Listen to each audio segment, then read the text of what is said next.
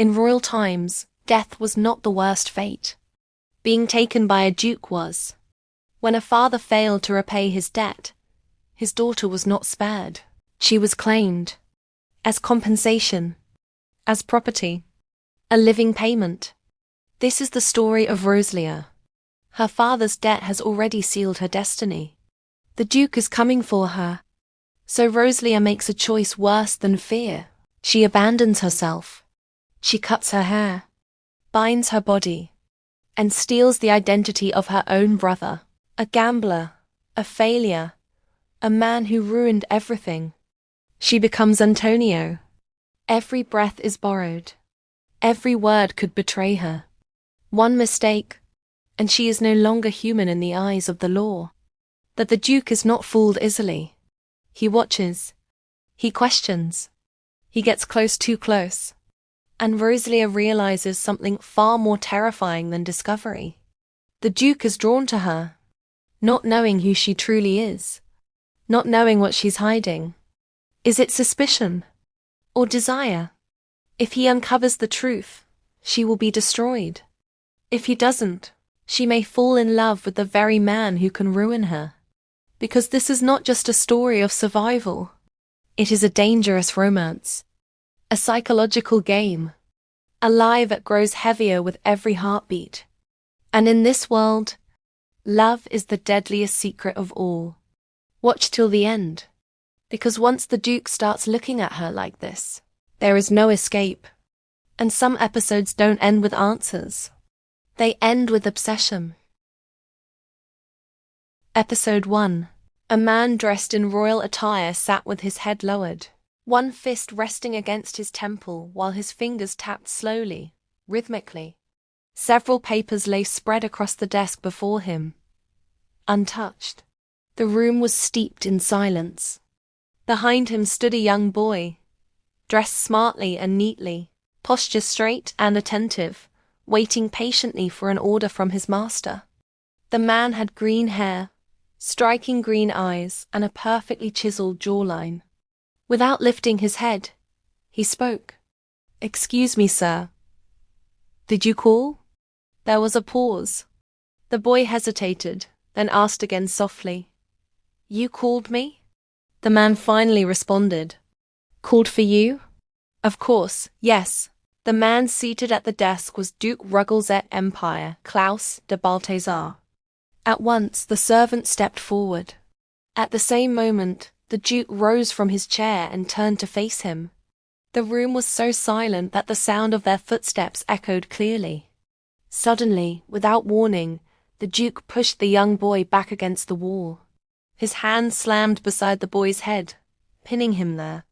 Their faces were dangerously close, the Duke's presence overwhelming and threatening. The young boy dropped his head in fear. "I'm curious about something," the Duke said coldly. Still staring at the floor, the young servant replied nervously, "Pardon me, Your Grace." Curious about what? Instead of answering, the Duke leaned closer and began to sniff him. The action confused the boy. Then the Duke whispered sharply into his ear, anger thick in his voice. "Didn't I tell you not to wear that shitty perfume?" He stepped back slightly and said firmly, "Answer me." "I don't wear any perfume, Your Grace," the boy replied fearfully. That response only made the Duke angrier. "So all of you dare to defy me," he snapped, his voice filled with fury, "when I have already allowed you to repay your debt by serving me." He shouted the name with authority. Antonio D. Hissink. Hearing his own name sent a wave of fear through the young servant. "I told you," the Duke continued, his voice low and dangerous. "I am a master at finding hidden things. I will discover your secrets." Antonio's heart pounded violently. Did he really discover that I am actually a woman? She thought to herself. Her eyes shifted sideways unconsciously.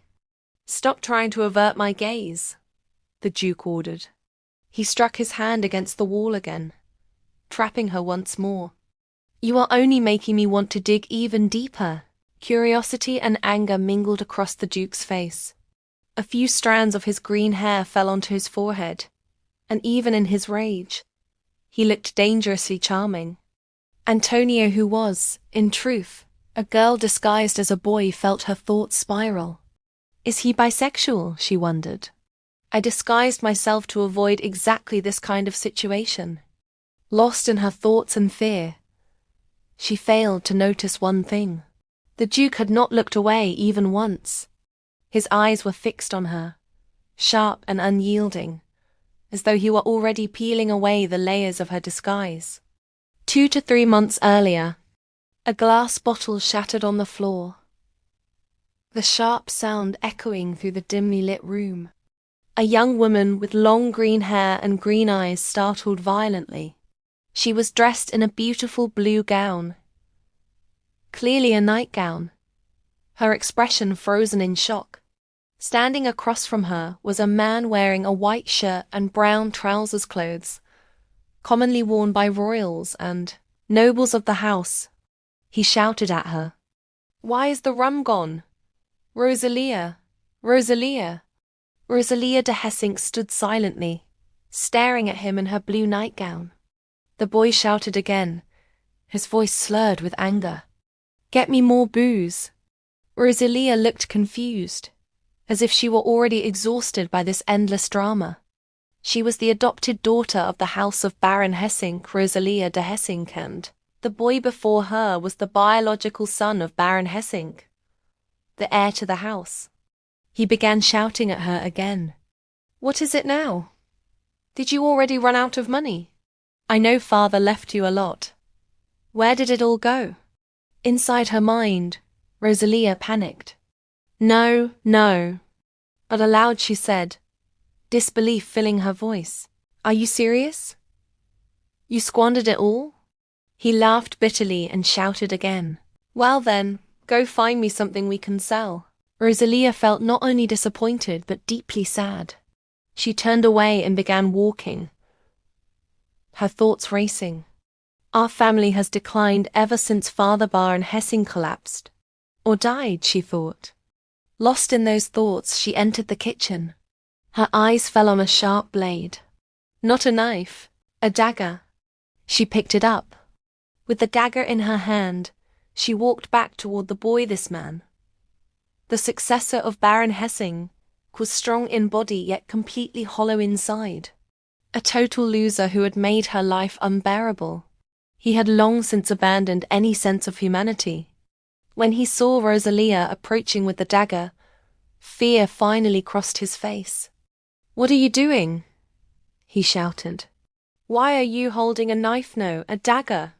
Stay away." Rosalia spoke only in her mind. "It's about time I get rid of him." She raised the dagger as if she were about to strike. The boy screamed, sweat pouring down his face as he stumbled backward, terrified. "Stop! Stop!" he cried, squeezing his eyes shut. But when he finally opened them, something was wrong. Rosalia was standing calmly. Her long green hair was gone. Confused, the boy looked down and realized she had cut it off. Rosalia stepped forward and placed the severed hair into his hands. "Didn't you just ask me to find something we could sell?" she said quietly. "This is the last thing I have left. Take it. Sell it." Without hesitation or shame, the boy grabbed the hair and walked out of the house. After a brief pause, he turned back and spat an insult at her. "Cold-hearted," Rosalia repeated softly, almost to herself. "I am cold-hearted." A question lingered in her mind. Am I? Because I'm capable of being much harsher if my life depends on it. The thought made her feel strangely awkward as she stood alone in the silent house. On the southern streets, the cold cut through the air like a blade. Antonio staggered forward when suddenly 2 men came marching toward him. They blocked his path, their lips curling into devilish smiles. "You'll never be able to come back, Antonio," one of them sneered. "The creditors will be waiting for you, after all." They grabbed him roughly. "It's time to pay your gambling debt, Mr. Antonio." Antonio was terrified. He looked painfully weak now, dark circles hollowing his eyes. Rosalia was unaware of his condition. A few days later, she stood in her room, dressing quietly, her thoughts heavy. I'm not sure if he's even alive.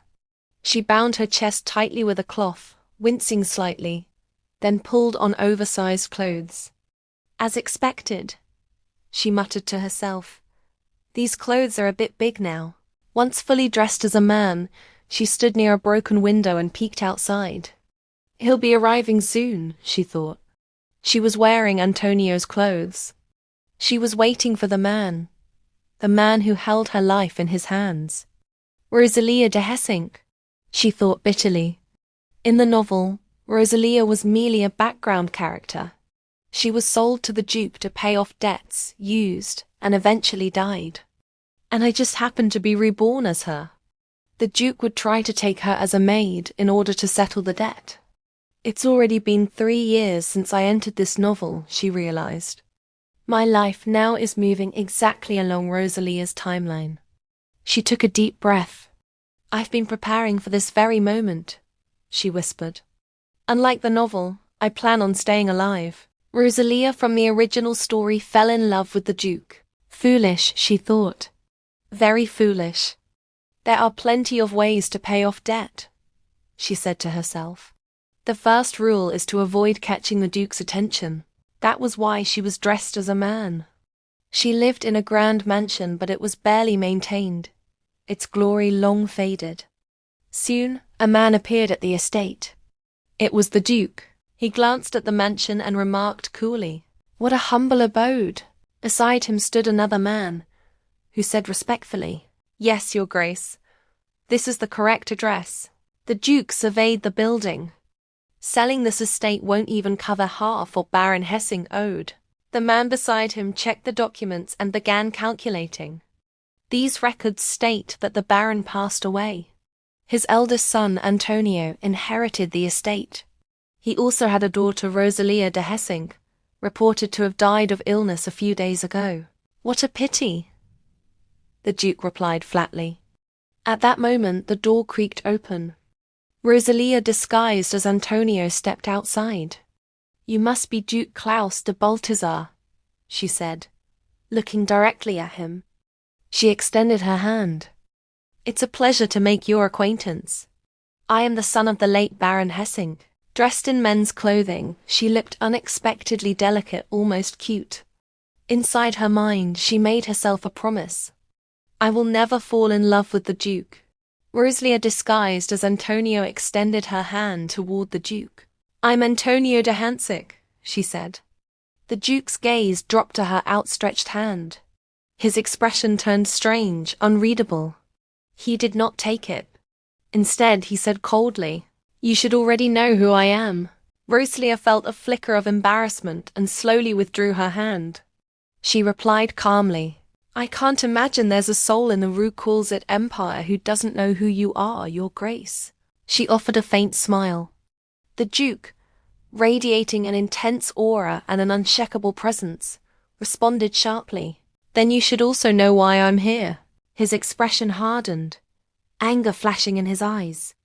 "I have come to collect the debt your father the Baron owes me." There was a brief pause. 5,000 virangs. The number hit Rosalia like a sudden blow. She gulped. "With 5,000 virangs," she said carefully, "one could buy 3 large mansions. Did we really have that much debt?" She had known the estate was drowning in debt, but this was far beyond her imagination. The realization left her shaken. The Duke stepped away from her and moved toward the window. "Looking out at the crumbling estate," he said coolly, "even if I sell this entire mansion, you would still owe me around 3,000 virangs." He turned back to her and folded his arms. "So tell me," he continued, "how do you intend to make up the remaining amount?" Rosalia didn't answer immediately. Instead, she simply looked at him and smiled. The Duke frowned slightly. "It doesn't seem like you're capable of paying me back anytime soon." Rosalia, still wearing Antonio's face, lowered her gaze, her eyes fixed on the floor. "You're absolutely right, Your Grace," she said quietly. I can't repay you right now. A brief silence followed. Then she lifted her hand slightly, pointing as if she had something important to explain. The confidence in her gesture surprised the Duke. This was not what he expected from a so-called useless heir. When she raised her eyes again, there was a faint sparkle in them. But I will, she said firmly. I will repay the remaining 3,000 virangs within that time. Her voice was steady, certain. For the first time since arriving, the Duke looked at her with clear interest. The Duke turned toward Antonio, who was, in truth, Rosalia, and cast her a sharp sideways glance. Rosalia smiled at him. The Duke did not look away. He kept staring. The intensity of his gaze confused her.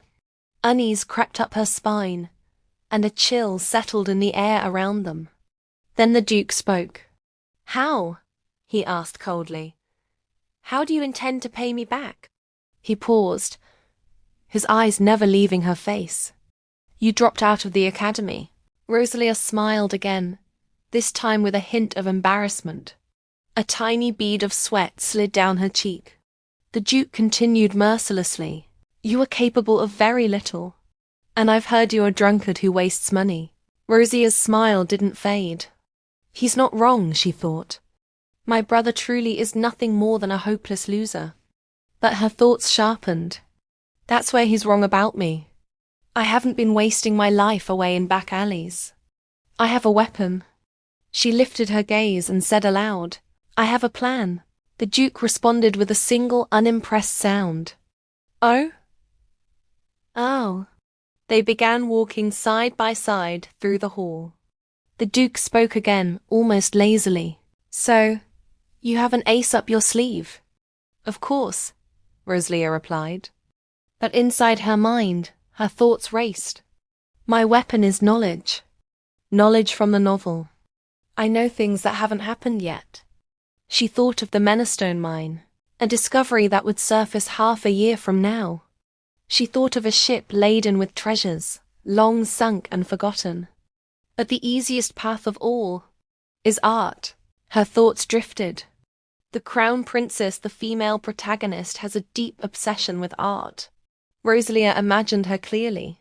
A breathtaking princess in an elegant gown, long flowing hair, thick lashes framing sharp eyes, slender hands adorned with delicate fingers. She builds her fortune by discovering artists no one knows yet. The image shifted. The same princess now wearing a pearl necklace, radiant and untouchable. All I have to do is find them before she does. The thought lingered. Was this merely Rosalia's imagination? Or did she truly possess knowledge of a future yet to unfold?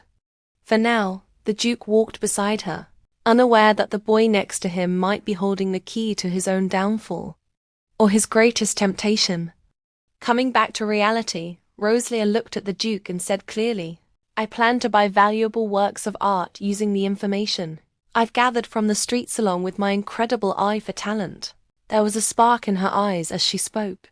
Excitement crept into her voice and her hands lifted into the air unconsciously, moving as she explained her idea. The Duke watched her closely. Suspicion flickered across his face. That might work in theory, he said at last, his tone calm but sharp. But there is one major issue. He paused, his gaze narrowing. How do you intend to procure the money? He asked. To buy these pieces of art? The question hung heavily between them, cutting straight through her confidence. Cheekily, Rosalia said. A very good question, Your Grace. Every business venture needs capital. Obviously, the Duke replied coolly. And that, Rosalia said smoothly, is precisely what I wished to ask you about, Your Grace. A flicker of confusion crossed the Duke's eyes. He studied her in silence, clearly waiting for her to continue. Rosalia lifted a hand to her hair. Her cheeks flushed slightly, and she let out a small, nervous giggle before lowering her voice. So, she said carefully, could you please lend me 20 varangs? For a brief moment, the tension cracked. The situation turned almost comical. The Duke had come to collect a debt, not to extend another loan. The Duke let out a short, incredulous laugh. "Huh, so your plan," he said slowly, "is to borrow even more money from me?" Rosia looked up at him with wide, earnest eyes and smiled. "Yes," she answered simply. "That's exactly what I'm asking, Your Grace." She took a breath and added softly, "Please, trust me. Just this once." The silence that followed was heavy, not with anger, but with something far more dangerous. Interest. Rosalia, still disguised as Antonio, lifted her chin and said with quiet confidence, "I will show you how 20 varangs can become 50 varangs in just 2 months." The Duke studied her in silence, his expression unreadable. After a long pause, he spoke. "Fine. I will lend you the money." Relief flickered through Rosalia. That look on his face. She thought, "It feels suspicious." Still, she masked her unease with a polite smile. She bowed deeply, her movements careful and respectful. "Thank you very much, Your Grace." Before she could straighten her back, heavy footsteps echoed behind her. 2 bodyguards stepped forward. The Duke's voice followed, calm but absolute. "However, I have a condition." Rosalia's breath caught. When did they get here? She wondered. The guards moved in and seized her arms. Their grip was firm, painful enough to make her wince. "Huh?" she gasped, startled. "What just happened?" She struggled instinctively and turned toward the Duke. "Why are you dragging me away, Your Grace? I told you I will repay the debt." She barely finished speaking before the Duke began walking toward the main entrance, his footsteps unhurried. "Your Grace," she called out, panic creeping into her voice. He stopped and spoke without turning fully around. "Antonio," he said evenly, "how could I possibly trust you?" His tone remained composed, almost detached. "What if you simply spout nonsense and then disappear?" Rosalia clenched her jaw. "He's right," she admitted bitterly. "That's exactly the image my brother has left behind." Still, she twisted against the guard's hold. "Didn't I give you my word?" she insisted. "You can trust me, swear." "I believe you intend to repay me," the Duke replied coolly. "But where do you plan to stay while earning that money after I sell this mansion?" The words struck her like a sudden blow. She froze. She hadn't considered that at all. "Huh?" slipped from her lips. As the guards dragged her forward, the Duke spoke again. "I'll trust you this once, Antonio." He turned and fixed her with a sharp, penetrating gaze. "But you will remain where I can watch you until the debt is fully paid." His voice lowered. "You are bound to me until you are free of what you owe." Then he delivered the final sentence. "You are my servant now." Rosalia struggled weakly. "Come on. How is that fair?" The Duke didn't hesitate. "Because I said so." With that, he stepped outside, the heavy doors closing behind him. Rosalia's strength finally gave out. "I swore I would never become a maid," she thought, her chest tightening. "And yet, I've become the Duke's male servant." She lowered her head, humiliation and disappointment settling deep within her. "What even is my life anymore?"